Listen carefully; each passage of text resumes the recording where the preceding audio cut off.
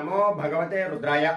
వ్యాపారస్తులు ఇప్పుడు నేను చెప్పబోయేటటువంటి ఈ మంత్రాన్ని కనుక జపించారు అంటే ఖచ్చితంగా మీకు ఆకర్షణ పెరిగి మీ యొక్క చేస్తున్నటువంటి వ్యాపారంలో సర్వజనులు కూడా మీ వైపు, మీ షాపు వైపు కానీ, మీరు చేస్తున్నటువంటి బిజినెస్ వైపు కానీ చూసేటటువంటి అవకాశాలు ఎక్కువగా ఉంటాయి.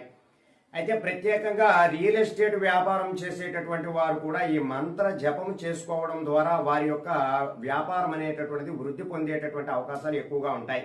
అలాగే ఎవరైనా ఈ బిల్డింగ్ సేల్ చేయడం కానీ, ఫ్లాట్లు అమ్మేటటువంటి వారు కానీ ఈ మంత్ర జపం చేసుకున్నట్టు అయితే వారికి ఖచ్చితమైనటువంటి ఫలితాలు అనేటటువంటివి ఉంటాయి.